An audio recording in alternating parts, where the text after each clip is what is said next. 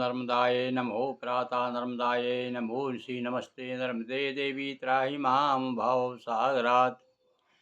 नर्मदापुरं सुविख्यातं रेवाया दक्षिणे तटे सेवाश्रमेषु राजता देवी नर्मदायै नमो नमः।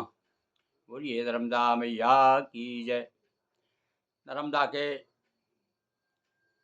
परम भक्तों, हम विगत दिनों से आपको लगातार रोज एक कथा सुना रहे हैं नर्मदा जी की। नर्मदा पुराण के अंतर्गत आज कल हमने आपको वैष्णव मनवंतर की कथा सुनाई। आज एक दूसरी जन्म कथा और सुनिए। कल्प कल्प की कथाएं हरती व्यथा तमाम, नृप हिरण्य तेजा कथा कहूँ सुमर हर नाम। भगवान शिव को स्मरण करते हुए आज हम आपको एक हिरण्य तेजा नाम के राजा की कथा सुनाते हैं। हिरण्य तेजा की भक्ति से भी प्रसन्न होकर के भगवती नर्मदा का अवतरण हुआ था। वह कथा क्या है, सुनिए। चंद्रपुरी थी एक राजधानी, चंद्रवंश की कथा सुहानी। पुण्य पुंज थे द्रौपदी महानाम, चले सुपंथ दे नित दाना। कैसे थे राजा ये चंद्रपुरी के राजा? इनका नाम था, ये चंद्रवंश के राजा थे ये चंद्रपुरी के रहने वाले, और बड़े ही पुण्यवान थे, सतपथ पर चलने वाले। संतत रत सम्यक देवार्चन, श्रद्धा युक्त पितृ भी तर्पण। बड़े श्रद्धा के साथ में देवार्चन भी करते थे, पितृतर्पण भी करते थे, यानी पितरों को भी मनाते थे। भाई देखिए, हमारे यहाँ पर देवता की पूजन के पहले पितरों की पूजन का विधान है। कोई भी शुभ काम कार्य होता है, शुभारंभ करते हैं तो पितरों को भी याद करते हैं। विवाह तक में पितरों की पूजन की जाती। तो यहाँ पर ये जो राजा है, ये चंद्रपुरी का चंद्रवंशी राजा बड़ा ही भक्त था और बड़ा ही दानी, और अपनी प्रजा का बड़ा ध्यान रखने वाला था। हुए प्रसन्न पितृगण सारे, दिखे किंतु थे दुखी विचारे। प्रसन्न होकर के दर्शन दिए पितरों ने, पर चेहरे बता रहे थे पितरों के कि बड़े दुखी हैं वो। अब देखिए भगवती नर्मदा किस प्रकार से पितरों का दुख दूर करने के लिए उनका अवतरण होता है। यह कथा आगे देखिए आप। और संतत रत सम्मक देवर्चन, बोले हम सब पितर तुम्हारे, तरे नहीं है बड़े दुखारे।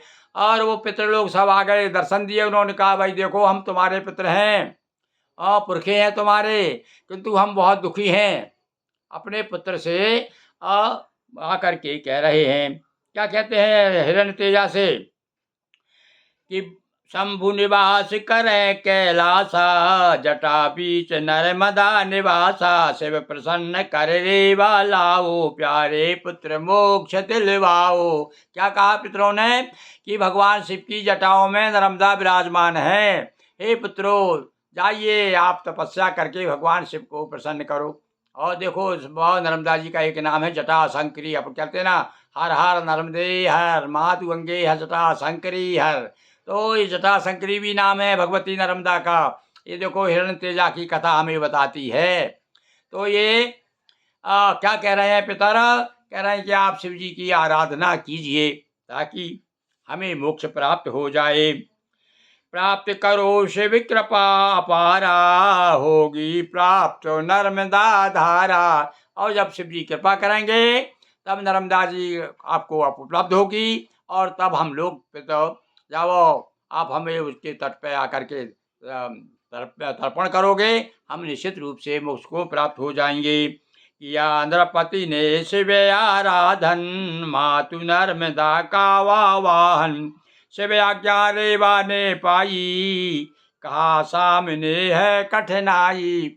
अब शंकर जी की आज्ञा तो मिल गई नर्मदा जी को, किंतु कहने लगी कि भैया प्रभु एक बड़ी कठिनाई है। नर्मदा जी स्वयं कह रही है शिव जी से, क्या कठिनाई है? कि कौन संभाले वेग हमारा, कहाँ प्रथम होगी जलधारा। महाराज सबसे पहले मैं कहाँ आऊँ, और मेरी जो प्रबल वेग धारा जलधारा होगी उसे कौन संभालेगा?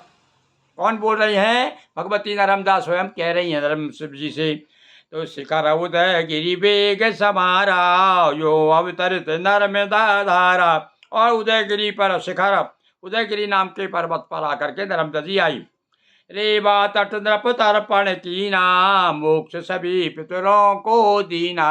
और जब जाकर के भैया उदयगिरी पर्वत पर नर्मदा जी का अवतरण हुआ, हिरण्य तेजा नाम का जो राजा था उसने अपने पितरों को तर्पण किया। और इस प्रकार से अपने तो भैया जिस प्रकार से गया जी में तर्पण होता है, यहाँ भी आप नर्मदा के तट पर भी तर्पण करते हैं तो निश्चित रूप से मोक्ष प्राप्त होता है। रेवा तट नृप तर्पण कीना, मोक्ष सभी पितरों को दीना। और तर्पण करने से सारे पितर उनके मोक्ष को प्राप्त हुए। गंगा जैसी नर्मदा पितरों को देतार। देखिए नर्मदा पुराण क्या कहता है भाई, कि गंगा जैसी ही नर्मदा भी पितरों को तार देती है। तो गंगा जैसी नर्मदा पितरों को देतार, हमको भी माँ तारना गिरि गुरु करें पुकार। बोलिए नर्मदा मैया की जय।